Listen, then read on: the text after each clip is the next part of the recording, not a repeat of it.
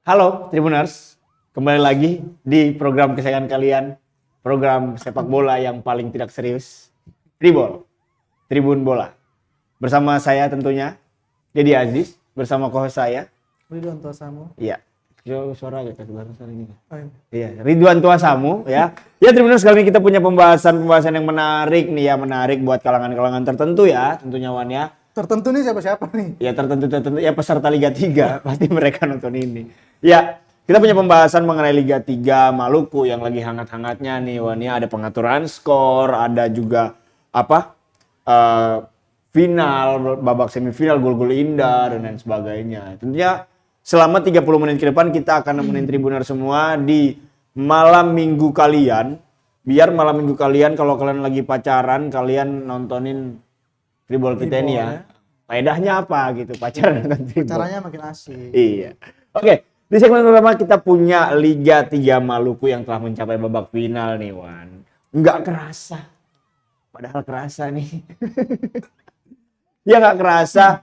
Dari sejak pertama dibukanya Liga 3 Maluku tanggal 23 September 2021 lalu, Liga 3 Maluku saat ini nih sudah mencapai babak final dan akan diselenggarakan nanti hari Senin ya dan Selasa 11 dan 12 Oktober 2021. 2 kali.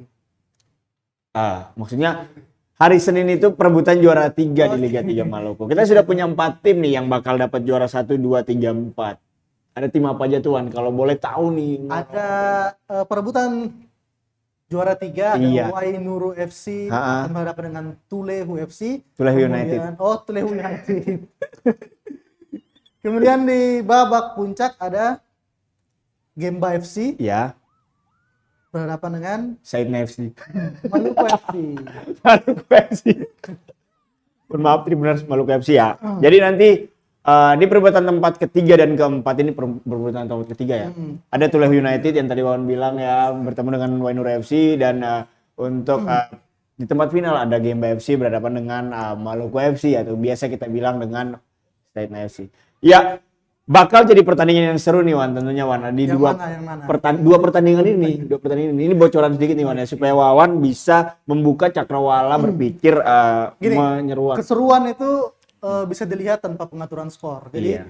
jalannya pertandingan kalau tanpa embel-embel pengaturan itu akan seru. Iya, harusnya sih. Karena kalau sudah ada pengaturan tuh pertandingan berjalan tempo, tapi itu nanti kita bahas. Oke. Iya. Jadi kalau kita lihat nih Wan, bocoran sedikit nih. Tulehu kemarin itu ketika semifinal melawan Maluku FC, Saidna FC ini, Tulehu ini mereka bermain sangat impresif, Wan. Mereka Luar bahkan biasa, bisa mengimbangi.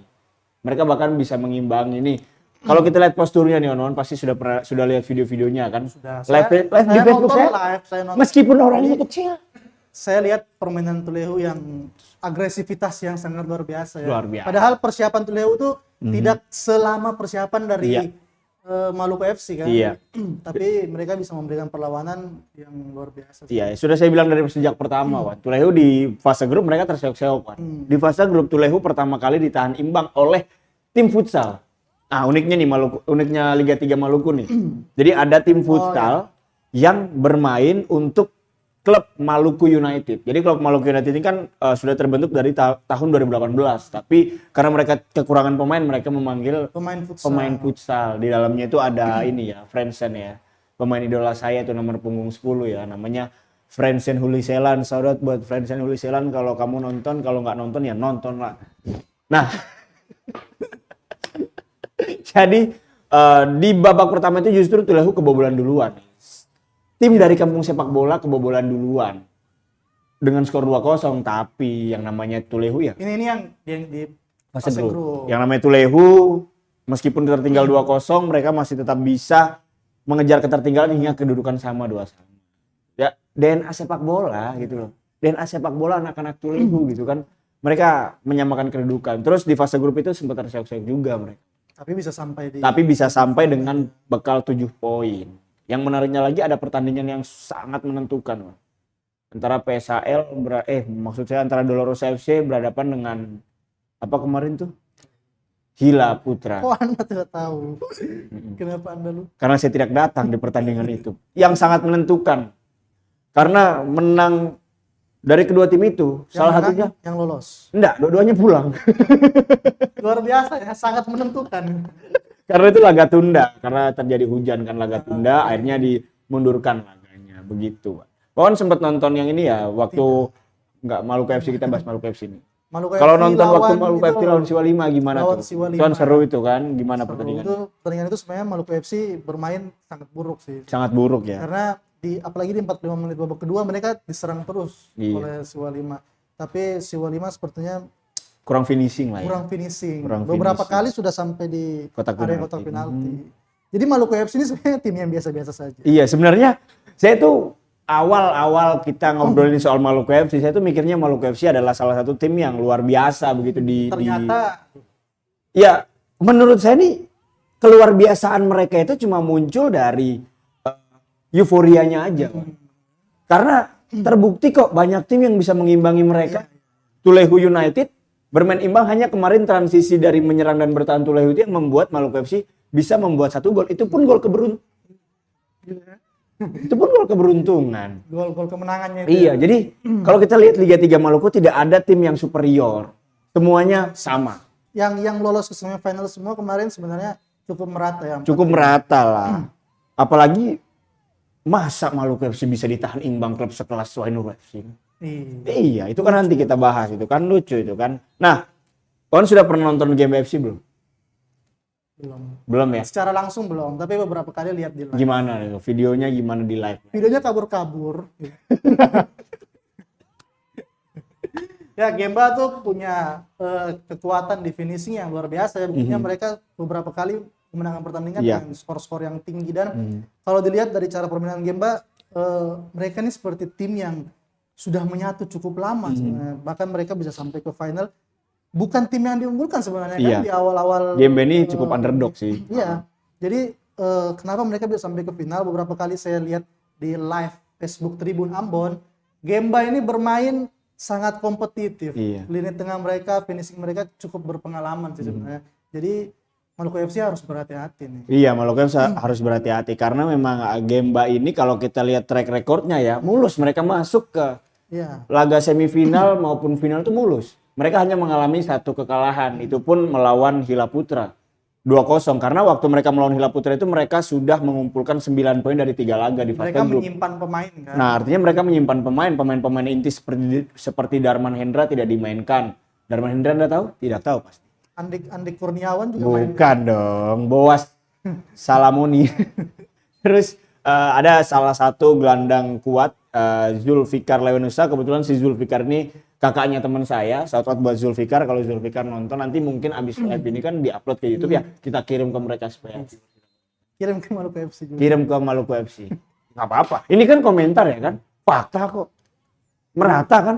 Merata. Nah, jadi Gemba FC baru mengalami 1 kali kekalahan. Sementara Maluku FC gimana Wan? Maluku FC Wan? Saya rasa Anda yang paling paham ya. Anda kan salah satu humas di Maluku FC. Jadi Wan, Maluku FC itu di laga pertamanya dia menang 7-1 atas Bupolo FC. Sempat Bupolo menang ini menang besar. 13 game. Bukan Oh, itu Siwalima. 13 Itu yang unik juga tuh. Di laga keduanya Maluku FC menang 6-0 lawan PSHL Hitule Timur. Ini kasihan nih PSHL Hitule Timur. Di laga ketiganya Maluku FC menahan imbang Siwalima FC. Di laga ditahan imbang oleh Siwa. Oh iya, oke lah. Di pertandingan keempat Maluku FC inilah dia bermain imbang. Bermain imbang lagi. Imbang. Itu imbang itu ya kita tidak tahu imbangnya.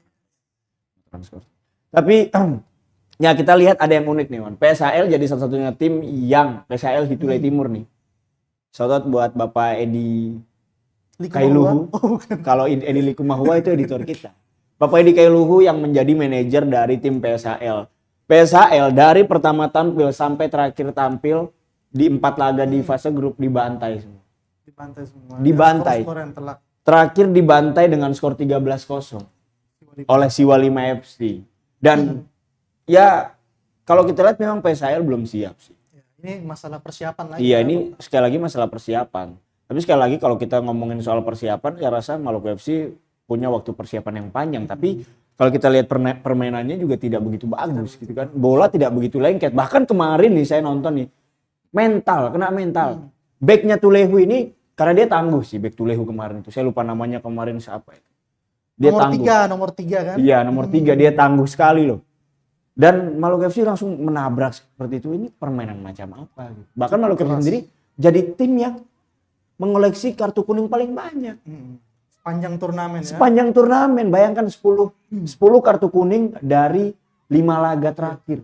Artinya dalam satu laga kalau kita rata-ratakan ada 2 kartu kuning. Itu kan merupakan catatan yang buruk. Belum lagi uangnya manajer pasti uangnya klub juga pasti keluar kan. Bayar kartu kuning. Bayar kartu kuning, satu kartu kuning 250.000. Tapi itu bukan apa-apa sih untuk Maluku FC. Oh iya. Cuma kartu kuning paling berapa? Nah, itulah. Makanya kemarin ya begitulah kan. Nah, ada juga pertandingan kontroversi nih, Wan.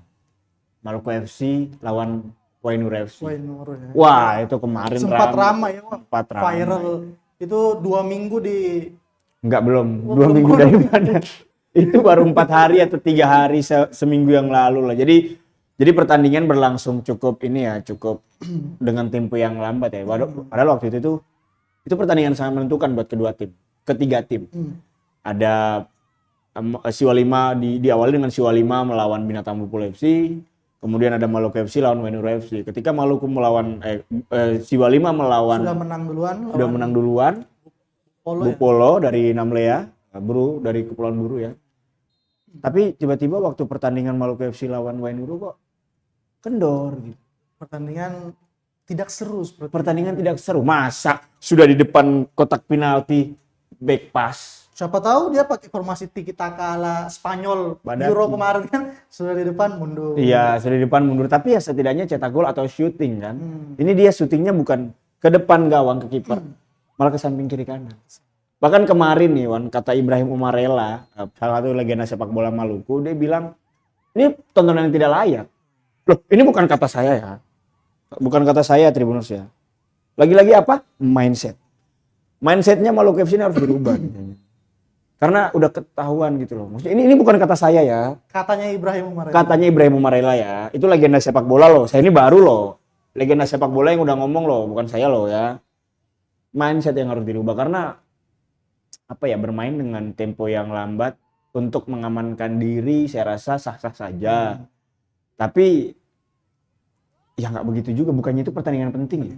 Itu kan pertandingan terakhir, harusnya kedua tim bisa bermain saling menyerang dan apalagi kan banyak penonton nih. Pasti. Banyak penonton. Di pertandingan penonton seperti itu banyak penonton, banyak yang menyaksikan di lapangan secara langsung. Jadi harusnya kedua tim ini bermain saling menyerang dan mencoba untuk meraih kemenangan. Ini malah bermain di tengah lapangan. Ibrahim Umarela ya yang bilang ya, bukan kita ya, Ibrahim Umarela ya.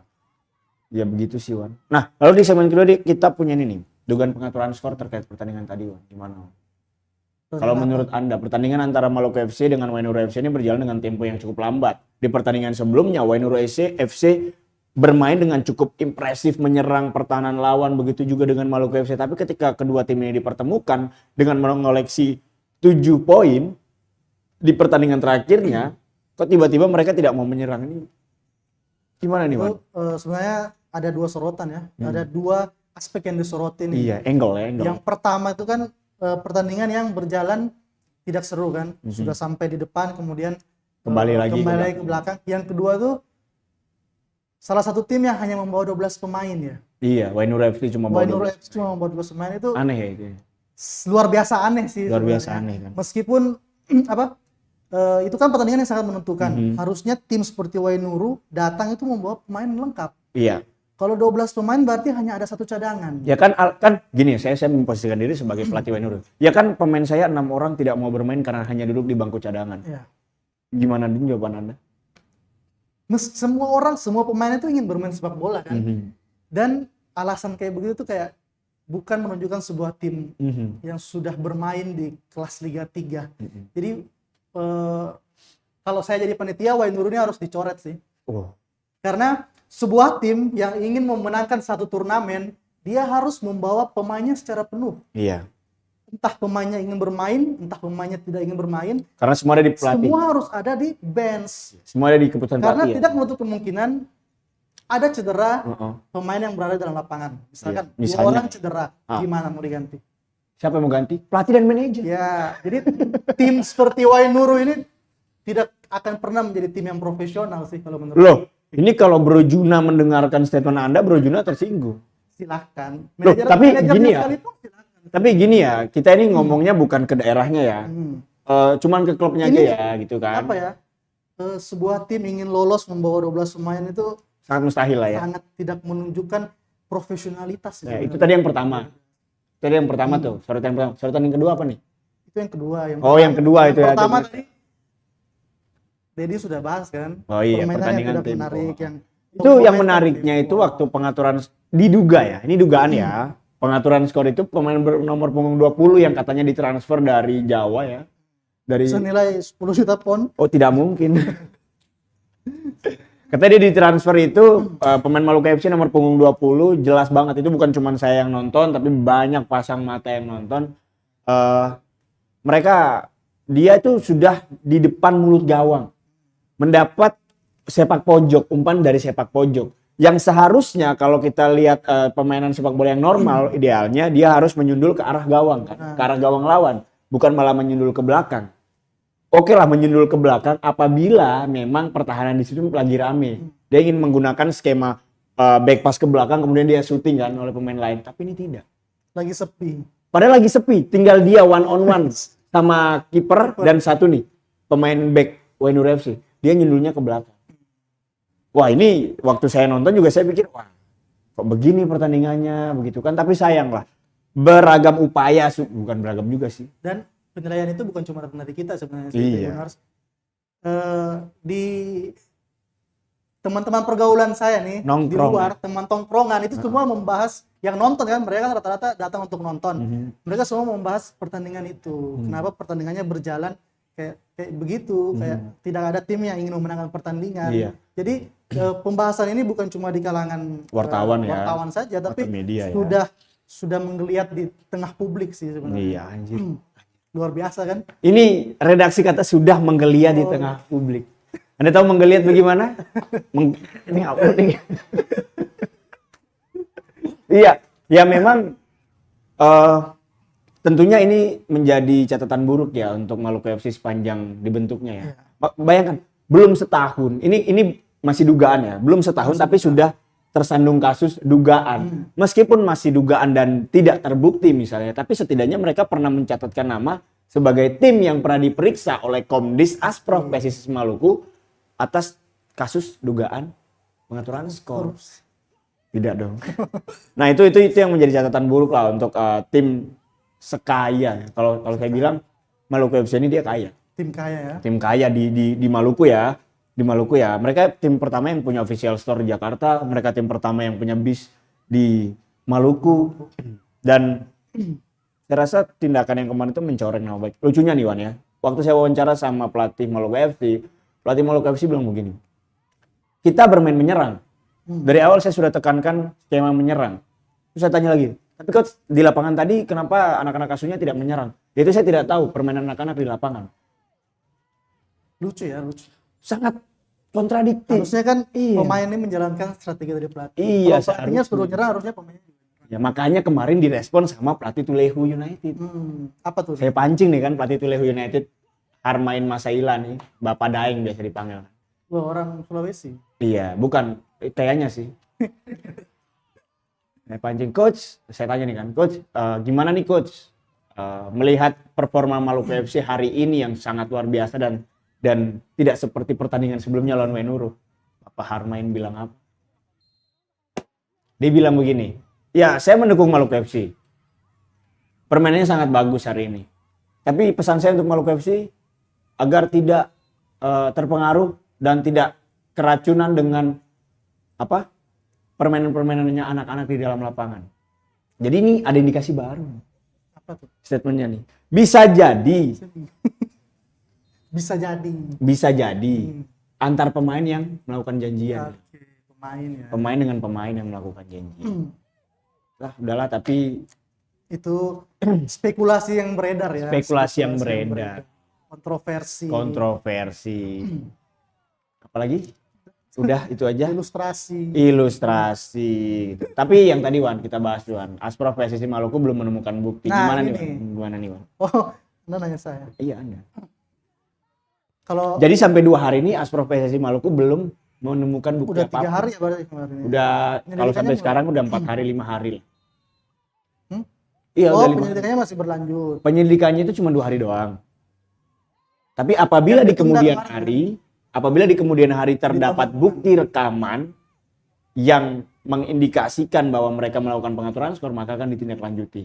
Tapi apakah pantas 2 hari ini untuk melakukan investigasi untuk 2 tim? Belum sih. Kalau pribadi saya sebenarnya penyelidikan pengaturan skor itu memakan waktu yang harusnya cukup lama karena itu tadi selain pemeriksaan terhadap pelatih dan official, pemain juga perlu Diperiksa. untuk diperiksa kan. Minimal ditanyakan beberapa pertanyaan antar kedua pemain yang bertanding ini untuk menemukan indikasi-indikasi pengaturan skor tersebut. Kalau misalkan 2 hari rasanya kurang. Kurang ya, rasanya tidak Kurang. mungkin Dan ya. Sejauh ini sih Komdis PSSI sepertinya kurang transparan nih.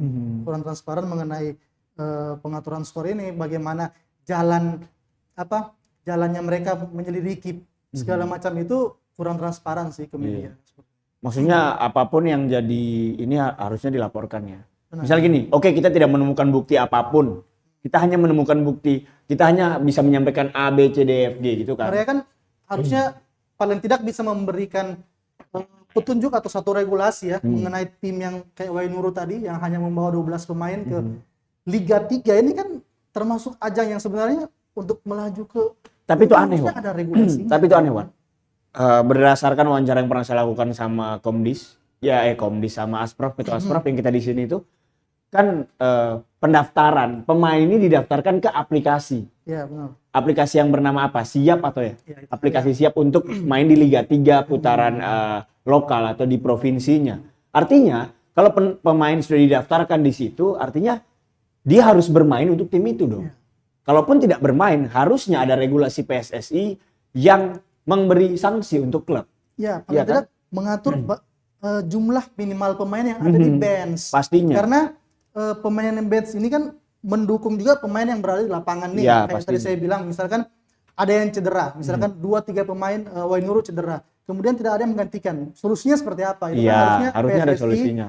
memberikan Regulasinya. regulasi. Nah, anehnya lagi kita balik sedikit nih soal Wainuru FC tadi tuh. 6 pemain yang tidak mau datang itu diberi pelatih beri alasan mereka tidak mau bermain karena hanya bermain di bangku cadangan. Oke, 6 pemain ini kemarin hadir di bench waktu lawan Gemba? Tidak hadir juga. Tidak hadir juga. Anehnya begini, Berarti mereka cuma bawa 12 pemain juga. 12 pemain juga. Anehnya begini, Wan. Kalau mereka tidak hadir dengan alasan tidak mau bermain di bench, tidak mau hanya di bench, bayangkan dari awal laga kenapa mereka mau bermain? Kenapa waktu lawan Maluku FC baru mereka tidak hadir? Bisa juga. Itu kan aneh kan? Satu keanehan dong. Harusnya Komdis menelusuri hal itu. Sebenarnya masih banyak kejanggalan yang harus. Iya, harusnya. Ini kita dari masyarakat yang menginginkan sepak bola Maluku maju ya, Wan ya. Karena mau sebagus apapun kompetisinya, mau sebagus apapun klubnya, tapi kalau masih ada kejanggalan-kejanggalan atau dugaan-dugaan seperti ini juga mencoreng nama baik Asprof kan. Sangat mencoreng nama baik Asprof. Turnamen ini bukan hanya soal siapa yang juara sih sebenarnya. Karena bukan hanya soal siapa yang akan meraih piala nanti di final, tapi untuk masa depan sepak bola Maluku nih, yang juara ini kan akan mewakili Maluku. Bagaimana bisa satu tim yang misalkan ditemukan nantinya indikasi pengaturan skor kemudian menjuarai turnamen ini dan mewakili Maluku, itu justru akan mencoreng nama Maluku. Iya, itu akan menjadi implementasi menjadi cerminan bagaimana masyarakat Maluku gitu kan. Nah, satu lagi nih Wan yang mau saya bahas nih Wan. Ini yang paling penting nih Wan, satu lagi nih. Man, saya langsung lupa. Iya. Lanjut dong, Anda lupa gitu. Iya. Oke. Ngomongin soal sanksi, Wan. Anda pernah nggak baca artikel atau mungkin pernah baca apa gitu di buku mana, majalah mana atau di artikel mana begitu yang mengatakan sanksi apabila satu tim itu melakukan sepak bola ganja. Indonesia pun pernah terlibat. Pasti Timnas Indonesia. diskualifikasi. Selain diskualifikasi, Wan. Dia harus kenakan denda juga. Dan Dendanya itu luar biasa loh. itu harus- Kemarin saya baca dulu tahun 2009 kalau saya nggak salah, PSIS Semarang, tim yang sekarang diasuh oleh coach Imran Humaruri, itu pernah kesandung kasus yang sama, pengaturan skor. Beberapa pemain didenda dan bahkan tidak bisa berkompetisi selama 4 tahun. Pemainnya. Dan juga pelatih, bahkan ada pelatih dan pemain yang dilarang beraktivitas di lingkungan sepak bola Indonesia. Dan dendanya itu bukan sedikit, Wan. Ratusan juta loh, itu Liga 1 loh ya. Itu Liga 1. Jadi ya kalau ngomongin soal dugaan pengaturan skor yang kemarin itu lagi-lagi banyak spekulasi, banyak juga komentar-komentar yang memang bukan datang dari kalangan pecinta sepak bola, bahkan cuma datang dari kalangan penonton bisa menilai begitu. Kan kita nggak mau framing ya, udah framing dari tadi nih. Biarlah penonton yang menilai. Biar pecinta sepak bola yang menilai. Kalau kata orang Islam tuh gini, Man. Berbuat dosa sekecil biji debu itu pasti dapat balasannya. Dan berbuat pahala sekecil biji debu juga pasti Tapi Komdis harus tegas. Harus. Itu ini saran yang paling penting untuk Komdis. Makanya Asprof, kemarin saya sempat nanya kan ke Asprof, apakah kesiapan Liga 3 ini sudah cukup matang. Pertama bukan cuma dari segi menyelenggarakan turnamen saja, turnamennya jalan, tapi kemudian dari wasitnya seperti apa, dari yang kayak begini loh. Iya, hal-hal kecil kayak begini. Bukan cuma soal 10 tim terus ada pemain-pemainnya, bukan. Iya. Tapi soal teknis kayak begini juga harus betul-betul diperhatikan. Saya beberapa kali notice nih ke Asprof, ke Komdis juga, apabila, ini saya tanyakan ulang-ulang nih, apabila di kemudian hari ditemukan bukti atau pengakuan dari salah satu pemain antara kedua tim ini yang mereka mengakui bahwa iya kita disuruh untuk bermain imbang supaya kita lolos dua-duanya, maka akan kena sanksi. Asprof bilang iya. Kena ya? Pasti akan kena sanksi. Jadi ya hati-hati aja. Baik, kita bahas pengaturan skornya kayaknya agak serius ya, Tribuners. Agak serius. Harus serius sih, karena kita memposisikan diri kita sebagai jurnalis sepak bola yang sangat ya udahlah. Nah, di segmen 3 kita punya babak ini tadi udah dibahas nih, babak semifinal, lawan Indonesia udah dibahas, terus kita punya kualifikasi Piala Asia nih dari Timnas Indonesia melawan Korea Utara. Bukan. Timnas Indonesia melawan Lituania. Apa ya namanya? Cina Taipei. Ini saya bingung Cina. Ya? Cina ini banyak banget Cina. Cina Tiongkok, Taipei, Taiwan, Taichi, Hong Kong, Taichi. Anda telat. Seharusnya Anda langsung sambut dari tadi. Itu jokes. Itu jokes ya, Tribuners ya. Cina Taichi tidak ada. Dimenangkan oleh Indonesia. Pasti dong ya. Pastinya. Luar biasa ini. Kayaknya Coach Shin Taeyong ini STY ya. Coach STY ini susu teh ya. Udah. Kayaknya coach ini sekarang ini dia mulai mendapatkan pemain-pemain yang benar. Dicari nih. Dan kemarin dia sempat akui itu loh. Waktu ditanyakan si wawancarai kan, dia bilang ini pemain saya semua yang pilih. Wah. Karena ada dugaan katanya dia dibincang gitu, dibicarai pemain-pemain ini dipilih oleh orang-orang sini. Tapi dia langsung dengan tegas dia bilang ini semua pemain saya yang pilih. Oh iya. Dia bicara pakai bahasa apa ya? Pakai bahasa Lampung deh. Dia orang Korea kan? Jadi dia menang loh. Iya, menang 2-1. Tapi gini, skor 2-1 kalau kita lihat pertandingan Indonesia melawan dengan Cina Taipei nih, skor 2-1 itu kayaknya kurang. Harusnya lebih. Karena apa? Banyak sekali peluang. Banyak sekali peluang, cuman lagi-lagi si wonderkidnya Indonesia, Egy Maulana Fikri, dia terlalu membuang-buang kesempatan begitu. Dia nih gaya permainan sebenarnya gocekannya mirip Messi tapi mentalnya mirip Neymar. Iya. Banyak ngolah dia. Terlalu banyak ngolah, jatuh, kesakitan lama. Ya, itu menunjukkan dia belum. Itu kalau di Liga 3 pulang sudah. Kayak gitu. Dia belum bisa menunjukkan ini ya. Padahal sebenarnya pemain yang sangat berbakat sih. Ya kita ambil contoh waktu beberapa kali, bahkan waktu saya nonton tuh di menit ke-70 sampai ke menit ke-80 kemarin itu, Egy Maulana Fikri sudah melakukan 4 kali shoot ke arah gawang Taipei. Taipei apa Taiwan ya? Kita sepakati dulu nih. Cina Taipei. Taiwan ya? Taipei. Karena kemarin tulisannya tuh Taiwan. Meteor Jadi Garden. China Taipei itu Taiwan. Oke. Oke. Oke, sepakat. Taipei lah. Taipei Cina Taipan. Taipan. Oke. 4 kali dia melakukan shoot dan itu semua dari tendangan-tendangan spekulasi yang memang diharapkan itu berbuah gol. Tapi ternyata enggak. Artinya apa? Kita sudah banyak menyerang tapi tinggal finishing aja di sini. Tapi kiper China juga tampil cukup bagus. Tampil Kurang lebih cukup dia 4 atau 5 kali melakukan save yang Iya, sangat iya. luar biasa. Nah, kalau kita lihat skuad pemain Indonesia kemarin ada Evan Dimas Darmono, di sana ada Ricky Kambuaya. Atau Ricky Kambuaya? Ada Ricky Kambuaya, ada Egy Ricky Maulana Harun. Fikri, ada Yudo gitu kan. Gimana nih? Kemarin nonton dong. Sebagai pencinta bola kan Sebagai pecinta. Gimana nih? gimana apa? Permainannya. Sebenarnya Indonesia bermain bukan hanya cukup menyerang, sangat menyerang sebenarnya kan. Sangat menguasai jalannya pertandingan, tapi sekali lagi sayang tuh mereka harus kebobolan justru di menit-menit akhir dan akan sangat mempengaruhi pertandingan di leg kedua nanti. Nah, ini kan aduh, mana ya?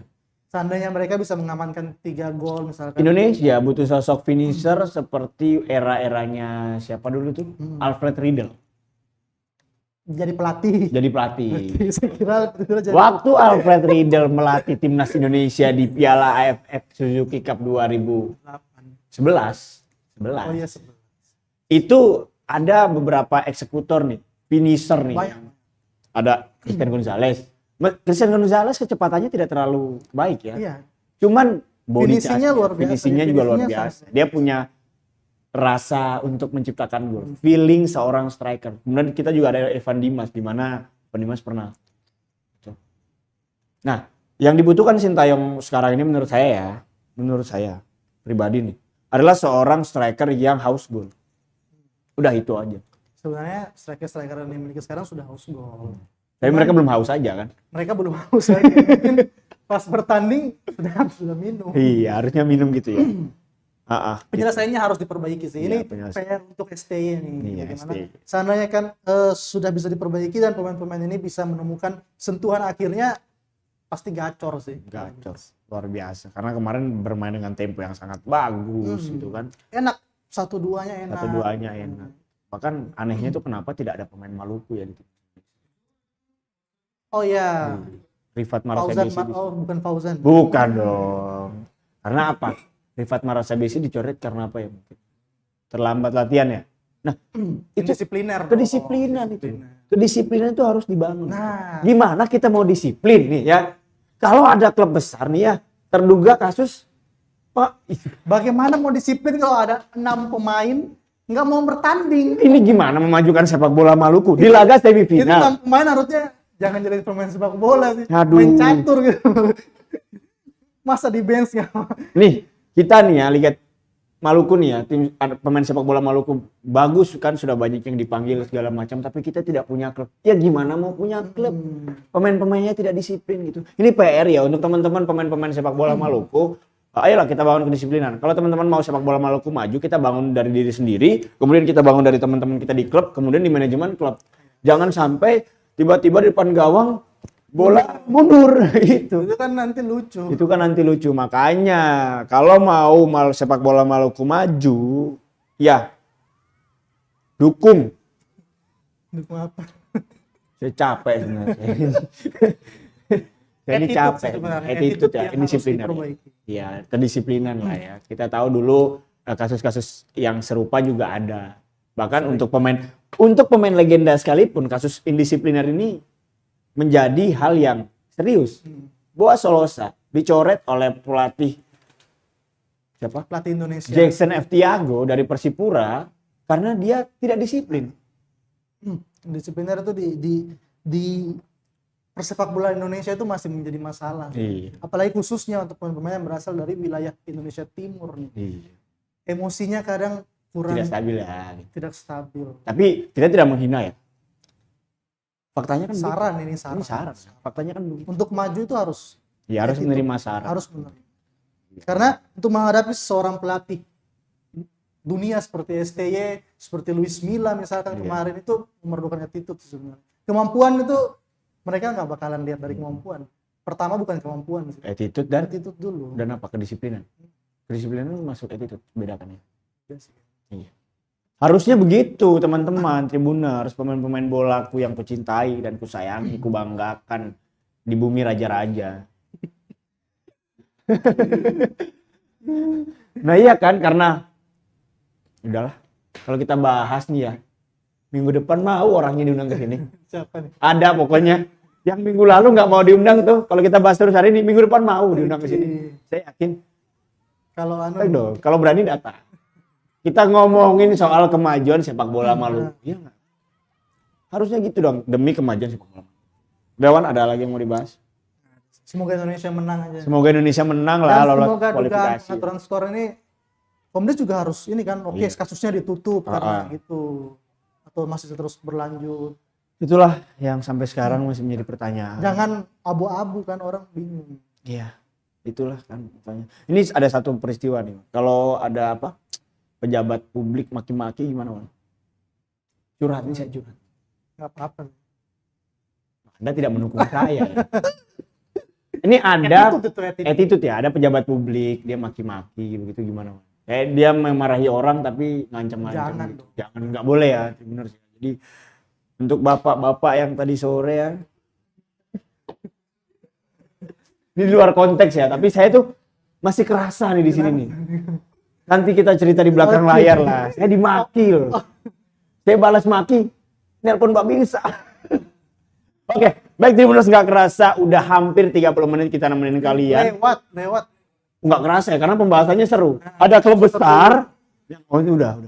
Besar dugaan pengaturan skor di situ. Ya. Padahal kaya loh. Ya. Punya bis ya. Bentar. Jong Ambon gak? Bentar. Ini ada Real Madrid. Datang ke Santiago Bernabeu pakai bis. Apa Sergio Ramos dan kawan Sergio Ramos siapa Benzema dan kawan-kawan turun dari bis. Kamera liput dari sana. Cocok kan? Ini ada klub baru nih.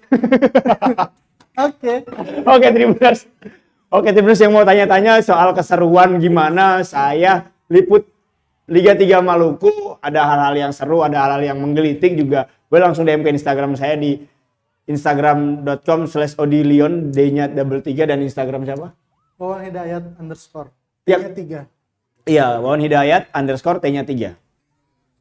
Yang Dan tidak tidak ada ada postingannya. Dan selalu update story bersama istrinya. Iya. Oke, Tribuners terima kasih udah nemenin kita 30 menit lebih untuk ngomongin soal sepak bola karena isunya seru jadi kita nggak kerasa ngomonginnya kan ada klub ya nanti kita bahas lagi lah. Oke, untuk itu mungkin saya Deddy Aziz pamit undur diri bersama teman saya. Ridwanto Samo. Kami berdua pamit undur diri. Wassalamualaikum warahmatullahi wabarakatuh. Dadah. Terima kasih sudah nonton. Jangan lupa like, subscribe, dan share ya.